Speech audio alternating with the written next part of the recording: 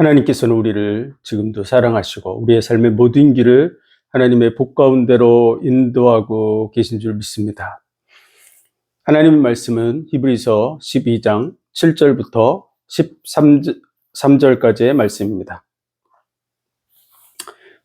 봉독해드립니다. 너희가 참음은 징계를 받기 위함이라. 하나님이 아들과 같이 너희를 대우하시나니 어찌 아비가 징계하지 않는 아들이 있으리요. 징계는 다 받는 것이거늘 너희에게 없으면 사생자여 참 아들이 아니니라. 또 우리 육체의 아버지가 우리를 징계하여도 공경하였거든 하물며 모든 영의 아버지께 더욱 복종하여 살려 하지 않겠느냐. 저희는 잠시 자기의 뜻대로 우리를 징계하였거니와 오직 하나님은 우리의 유익을 위하여 그의 거룩하심에 참익해 하시느니라. 무릇 징계가 당시에는 즐거워 보이지 않고 슬퍼 보이나 후에 그로 말미암아 연달한 자에게는 의의 평강한 열매를 맺나니 그러므로 피곤한 손과 연약한 무릎을 일으켜 세우고 너희 발을 위하여 곧은 길을 만들어 저는 다리로 하여금 어그러지지 않고 고침을 받게 하라. 아멘. 기도하겠습니다. 하나님 은혜와 사랑과 복 주신 감사합니다. 오늘도 귀한 말씀을 통해서 하나님의 선하시며 기뻐하시며 온전하신 뜻이 무엇인가 분별하고 그 뜻대로 나가며 또 많은 영혼들을 그 은혜 속으로 인도하는 우리의 삶이 되게 하여 주옵소서. 모든 예배의 시종을 주관하시고 홀로 영광 받으시기 원하며 예수 그리스도 이름으로 감사하며 기도하옵나이다. 아멘. 히브리서의 모든 말씀은 유대교로 돌아가야 된다고 하는 그러한 꼬드김에 대해서 믿음이 흔들흔들하고 있는 초대교회 성도들을 예수 그리스도와 유대교를 비교하는 그런 형식으로 기록된 것이 히브리서의 말씀입니다. 그래서 시내산에서 율법을 준 천사, 전달해 준 그 천사, 그리고 모세, 또 대제사장, 그리고 그 제물들, 그런 부분을 순차적으로 비교하는 형식으로 기록되어 있습니다. 그래서 예수 그리스도는 어떤 분이시냐? 그러면 하나님의 영광의 광채시여 본체의 형상이시다. 다시 말해서 그분은 하나님이시다. 이렇게 얘기한 것이죠. 그런데 천사들은 어떤 존재냐? 바람과 불꽃과 같은 사역자들이다. 후사들을 섬기라고 보낸 자들이다. 그들을 쇠할지라도 하나님은 영존하시는 분이다 라고 얘기해 주는 것이죠. 그분의 낮아지심은 우리를 위해서 아브라함의 후손을 붙들어 주려 하신 것이다. 그래서 우리를 형제라 부르기 위해서 우리의 고난에 동참하시고 자기가 죽음으로써 죽기를 무서함으로 종노릇하는 모든 자를 놓아주시기 위해서 낮아지신 분이시다. 모세와 비교할 때는 모세는 그 집의 사환으로서 일했다면 예수 그리스도는 아들로서 사역하셨고 집마다 주인이 같듯이 만물을 지으신 그분은 하나님이시다 라고 말씀하고 있죠. 그래서 모세를 따라 그 율법을 따라서 나온 자들이 가나안 땅에 들어가지 못했던 것과 마찬가지로 이 구약의 율법, 유대교의 그 언약은 바로 율법인데요. 유대교로 돌아가야 하면 뭐에 속하냐 그러면 율법을 따라 사는 삶을 살아갔죠. 그들이 다 광야에서 엎드러진 자들이다. 왜 엎드러졌냐? 순종하지 않았기 때문에 그렇다 이렇게 말하죠. 왜냐하면 율법은 하나를 범해도 전체를 범한 것이기 때문에 결국은 율법의 정죄에서 벗어날 수 없습니다. 참된 안식을 그럼 여호수아가 졌느냐? 여호수아는 믿음으로 요단강을 건너고 여리고를 무너뜨렸다. 그래서 믿음으로 약속의 땅을 들어간다고 하는 그러한 예표이지 그는 참 본체가 아니라는 거야. 그 본체 되신 분은 바로 예수 그리스도입니다. 그러므로 예수 그리스도를 믿는 자들은 그 안식에 들어간다고 말씀하고 있는 것입니다. 또 하나님의 말씀은 좌우의 날선 어떤 검보다 이래서 혼과 영과 관절과 골수를 찔러 죽이기까지 하며 만물이 그 앞에 벌거벗은 것과 같이 나타나게 되는데 그때 모든 사람이 어떻게 하나님 앞에 서겠습니까? 그러므로 우리에겐 대제사장이 필요합니다. 우리를 체휼하는 대제사장이 필요하다라고 말씀하면서 이제 그를 힘입어서 우리가 그분 앞으로 나아가게 되는 줄 믿습니다. 그 대제사장, 그런데 아론의 반차를 따르는 대제사장이 아니라 멜기세덱의 반차를 따르는 대제사장이다라고 해서 4장, 5장, 6장에서 5장, 6장, 7장에서 이 말씀을 하고 있는데요. 그 중에 6장의 내용이 약간의 혼돈스러운 내용처럼 보여집니다.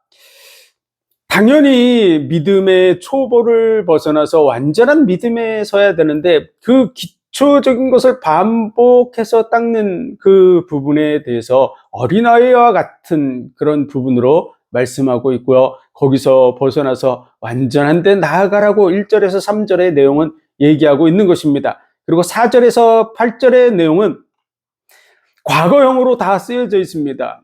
그래서 그 은혜에 참여한 바 되고 내세의 영광을 맛보고 이런 부분들이 다 과거형으로 된 거죠. 그리고 타락한 자들, 그 타락한 것조차도 과거형으로 돼 있는 거죠.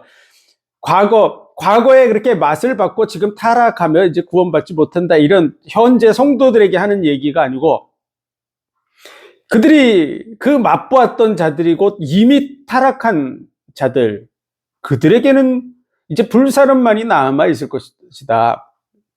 그 열매가 하나님이 쓰기에, 그것을 심은 자의 쓰기에 합당하지 못하면 불사름이 있다라고 표현한 그 이유는요, 바로 이미 예수 그리스도를 떠나간 자들을 얘기하고 있는 것입니다. 당연히 예수님을 떠났어요. 예수님을 믿지 않는 자인데 그가 구원함을 받는다면 예수 안 믿어도 구원받는다 라고 하는 말이 되겠죠. 그런데 예수 그리스도를 믿지 못할 자라고 여기고 떠나간 자들, 교회 속에 들어와서 교회에서 이루어지고 있는 하나님의 역사를 다 경험하고 그 말씀들을 듣고 배우고 했음에도 불구하고 예수님을 믿지 못하고 떠나간 자들이 구원받지 못하는 건 당연한 것입니다.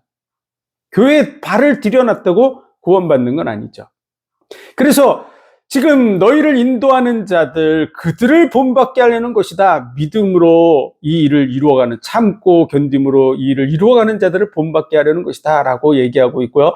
그리고 이 구원은 하나님이 맹세하신 것이다. 아브라함에게 내가 너에게 복을 주고 복 주겠다고 한 그 말씀과 같이 아브라함에게 맹세한 거예요. 그래서 그 맹세하는, 아브라함에게 맹세하는 말씀을 찾아보면 하나님이 맹세한 그 구절이 22장에 나옵니다. 창세기 22장에 보면 하나님이 아브라함에게 맹세를 하시는데 어떤 맹세를 하셨냐? 그럼 첫 번째로는 내 자손으로 말미암아 대적의 문을 얻게 된다는 것이고, 두 번째로는 천하 만민이 복을 얻게 된다고 하는 거야. 다시 말해서 이 메시아 예수 그리스도를 통해서 마귀 권세를 깨뜨리시고, 그리고 그 구원의 은혜가 많은 사람들에게 전파될 것에 대해서 하나님이 맹세하셨다.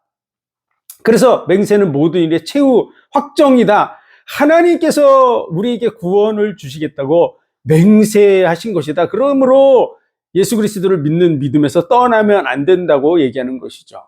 그래서 하나님의 맹세로 된 것이기 때문에 이것이 영혼의 닷과 같이 든든하여서 넉넉히 그 안으로 들어가게 하신다고 말씀하고 있는 것이죠.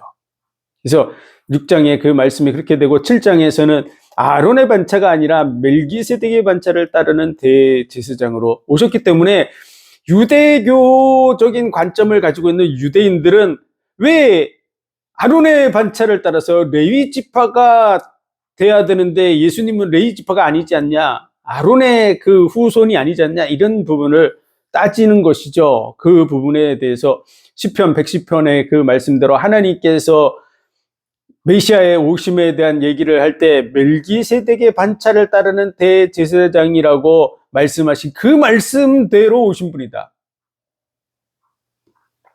언약을 성취하기 위해서 확실하게 오신 분임을 증거해 주는 내용이 7장의 내용입니다. 그리고 8장은 모세를 통해서 준 것을 돌판에다 하나님이 새겨줬다면 예수 그리스도의 이 복음은 우리의 신비에 새겼다. 그래서 우리의 마음판에 그 십자가 사건을 통해서 확실하게 새겨졌는 줄 믿습니다. 그리고 9장, 10장에서는 제물에 대해서 양과 염소의 피로 제물을 드리고 있는 자들이 유대교고 그것을 계속 행하러 가자고 얘기하는 것이 유대교인데요. 예수님의 십자가의 죽음, 그 죽음은 자기를 제물로 드린 것이다. 그렇기 때문에 영원한 속죄가 되는 것이다. 그 양과의 염소의 피는 능히 우리 죄를 사할 수 없다. 라고 얘기하는 거죠. 왜냐하면 예표기 때문에 그렇습니다. 그리고 양과 염소와 우리를 비교할 수 없죠. 우리의 값. 예를 들어서 1,000만 원짜리가 있는데 100만 원 주고 사겠다 그러면 누가 팔겠습니까? 말도 안 되는 얘기죠. 그와 마찬가지로 우리의 몸값이 1,000만 원이라면 양과 염소는 100만 원밖에 안 되는데 그것이 능히 우리의 죄를 사할 수 없는 거죠. 속죄라는 건 값을 주고 죄를 사한다고 하는 그런 부분인데 이 부분이 온전하게 이루어지지 못하는 것입니다.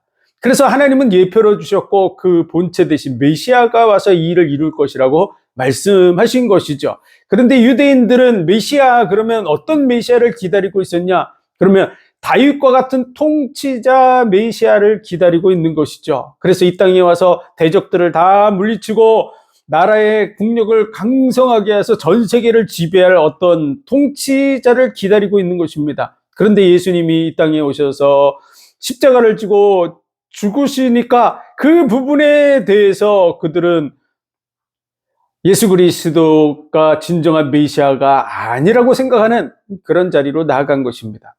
그래서 그 부분에 대해서 왜 예수님이 이 땅에 오셔서 피를 흘리고 죽으셔야 됐는가에 대한 얘기를 해주고 있는 것이죠. 이유가 뭐냐? 피 흘림이 없으면 사함이 없다고 말하는 것이죠. 양과 염소의 피로 모든 물건을 정결케 하는 것처럼 예수 그리스도께서 피를 흘려서 죽음으로 말미암아 그 피로 우리가 속죄함을 받는다고 설명을 해주는 거죠.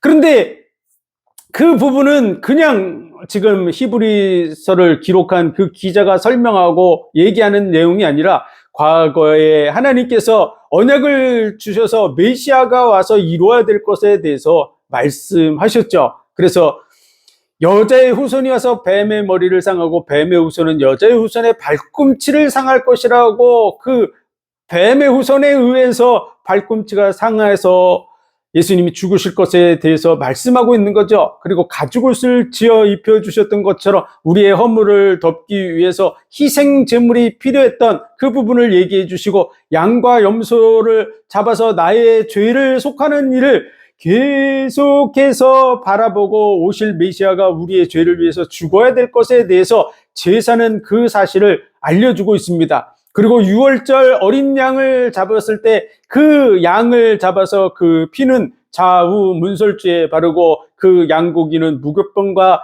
쓴나물과 같이 먹도록 되어져 있습니다. 그래서 그 양은 죽어야만 되는 것이죠.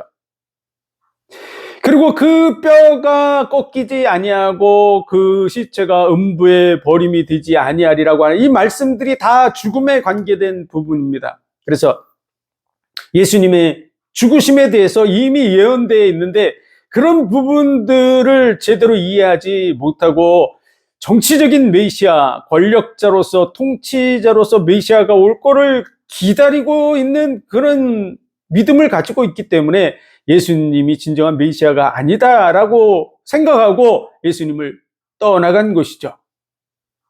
그래서 유대교로 돌아가야 된다라고 말하는 그들의 믿음 속에 예수님은 진정한 메시아가 아니었던 거죠.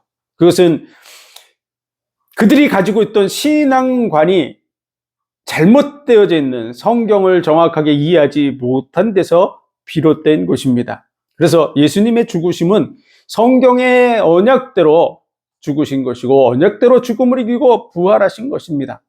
그러므로 예수 그리스도의 그 한 번의 제사로 말미암아 영원한 속죄를 이뤘고 다시는 죄를 위해서 제사 드릴 것이 없다 이렇게 얘기한 것은요, 유대교로 돌아가야 된다라고 말하는 자는 양과 염소의 그 피로 제사를 계속 지내야 된다, 죄를 질 때마다 죄사함을 받기 위해서 양을 드리고 소를 드려야 된다고 얘기하는 것이죠.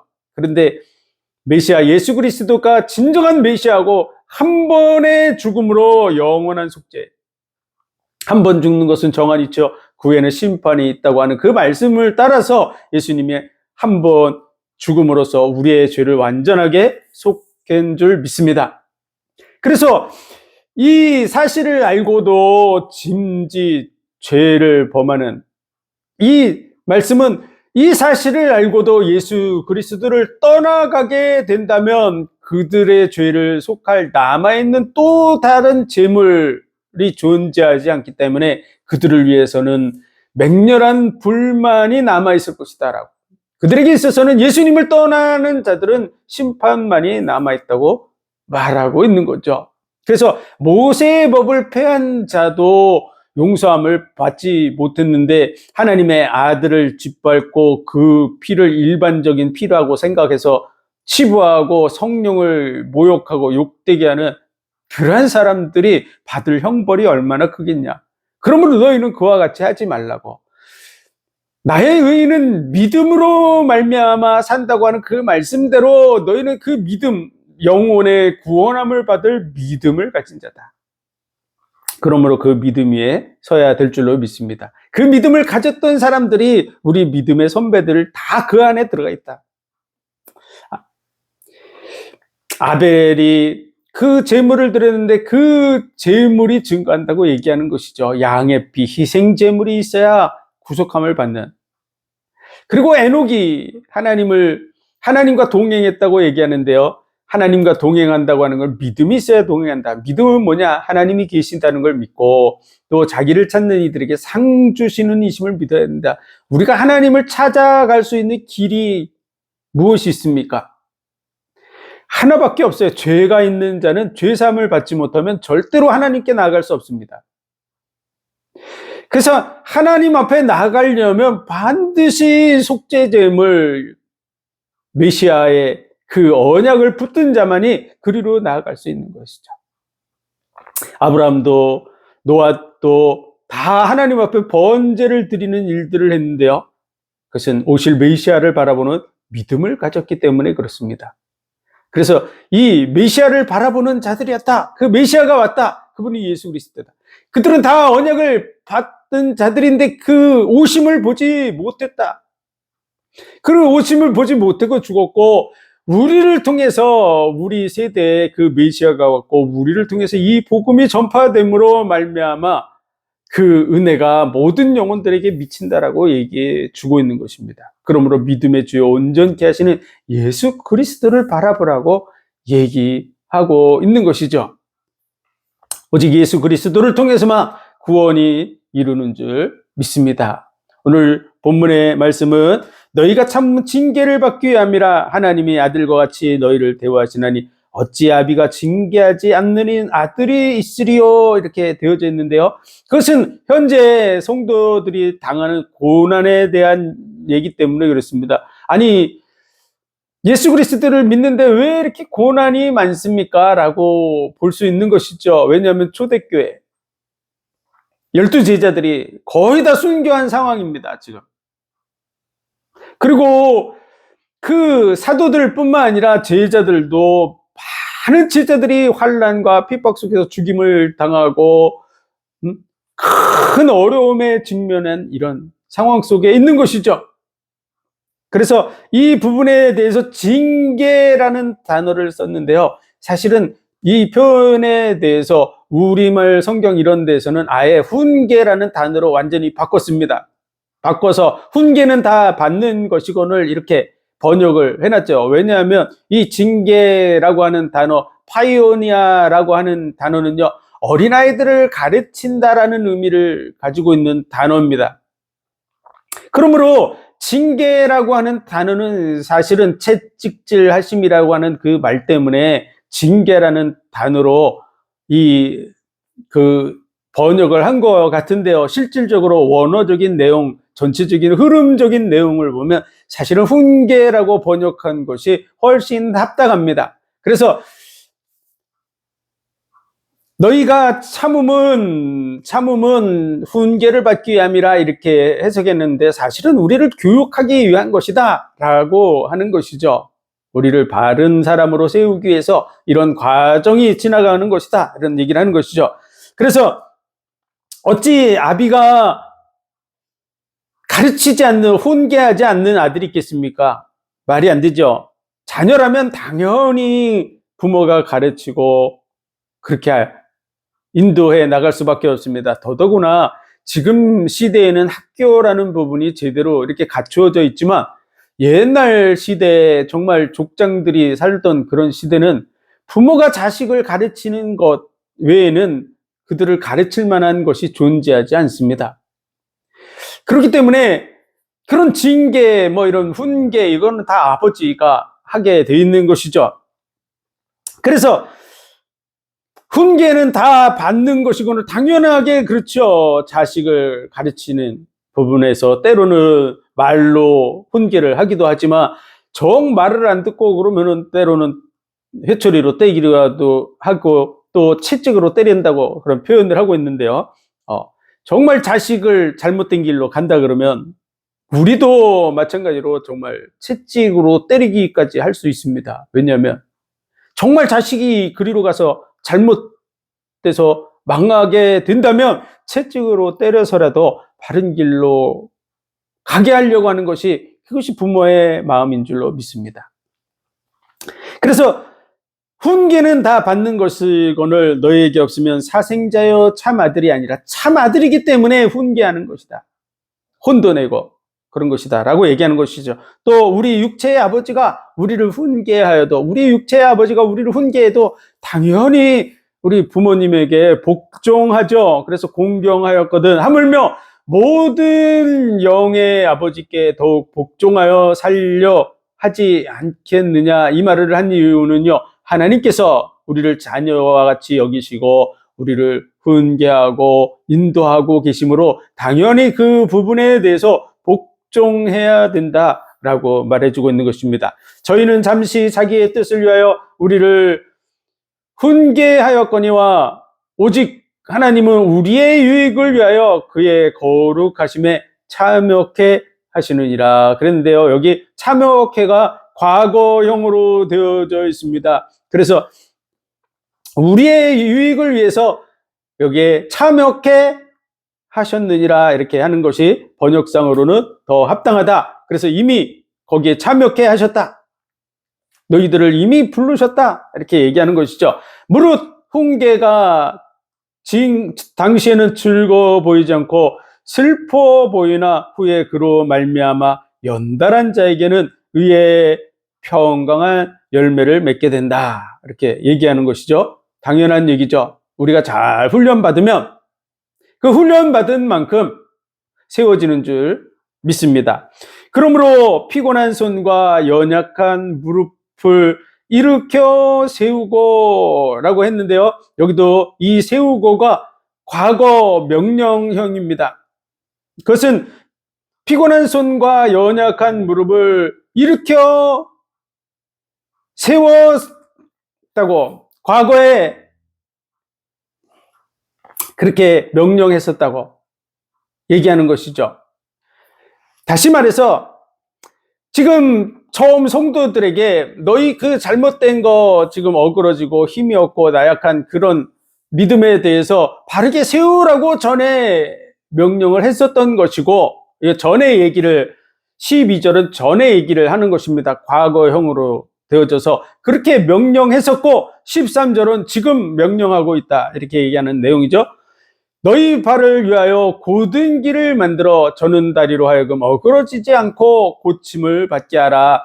이것이 지금 과거 가정법으로 다 어그러지고 고침을 받고 하는 부분이 과거 가정법으로 다 기록되어 있습니다. 그것은요, 너희가 지금 신앙생활을 해오는 과정 속에 다시 어그러진 상태를 얘기하는 것이죠. 그래서 라더로, 영어 라더로 해석되는 그 단어가 여긴 해석이 안 돼 있는데요.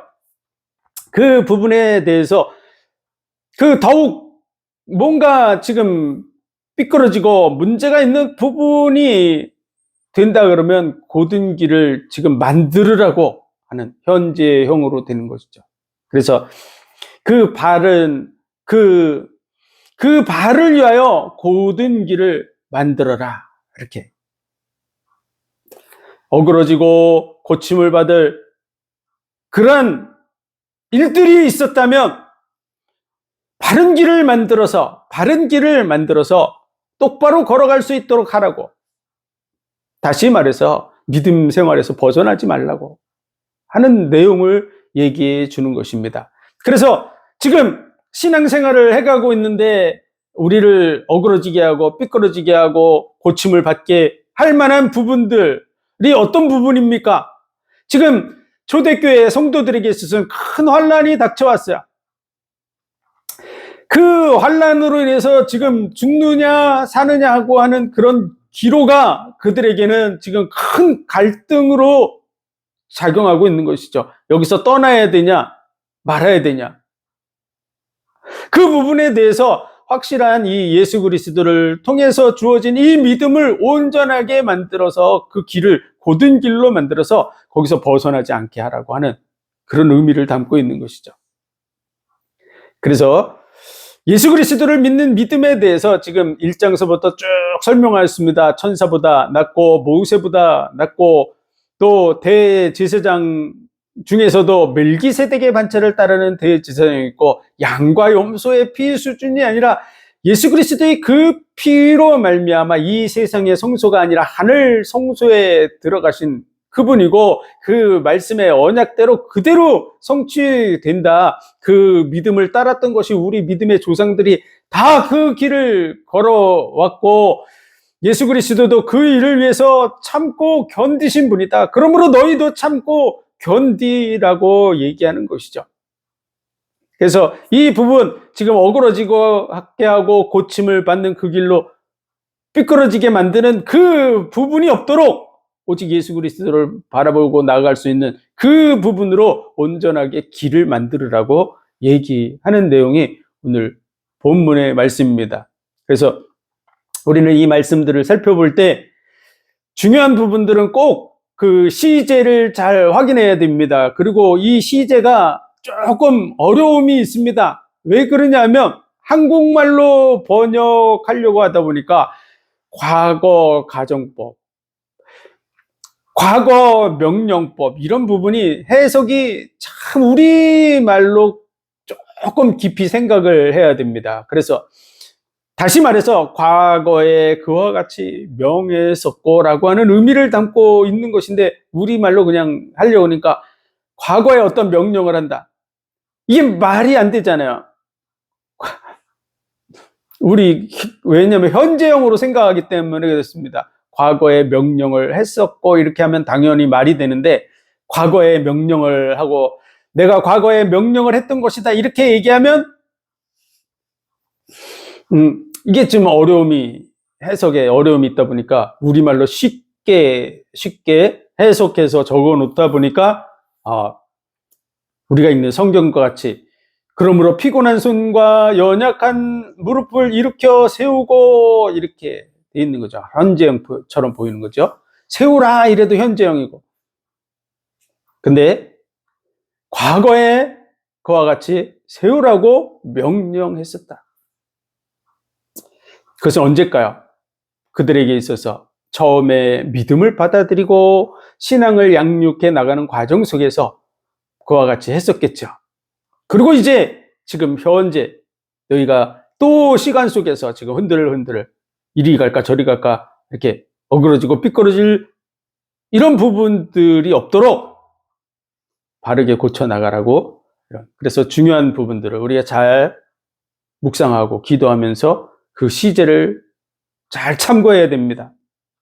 그러면 수수께끼와 같은 성경의 말씀들이 잘 이해되고 풀어지게 됩니다. 특별히 요한일서의 내용은 시제를 놓치고 보게 되면 정말 본 의미를 다 상실하고 성경을 해석하게 됩니다. 그래서 시제를 유의해서 자세하게 확인하고 적용하면 초대교회 성도들이 성경 본문을 읽었던 것 같이 우리도 동일하게 그 말씀을 이해하고 하나님의 뜻이 무엇인가를 분별할 수 있습니다. 오늘날에는 정말 마음만 먹으면 얼마든지 이 원어를 볼 수 있도록 컴퓨터 프로그램이 나와져 있습니다. 그러므로 저는 디럭스 바이블이라고 하는 그런 프로그램을 사용하고 있는데요.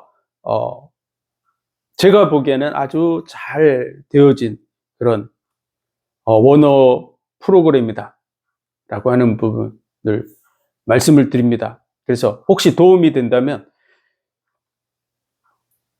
우리 모든 성도들도 그런 부분들을 참고하셔서 성경에 대해서 바르게 보고 또 많은 사람들을 바른 길로 인도할 수 있는 그런 자리에 서시기를 주의 이름으로 축원드립니다. 기도드리겠습니다. 하나님 은혜와 사랑과 복 주신 감사합니다.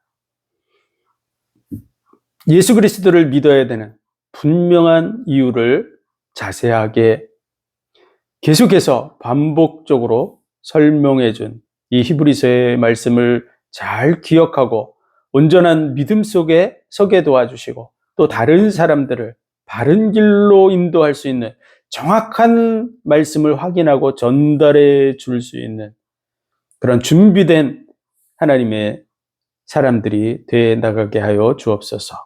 모든 영광을 주님 받으시기 원하며 예수 그리스도 이름으로 감사하며 기도하옵나이다. 아멘.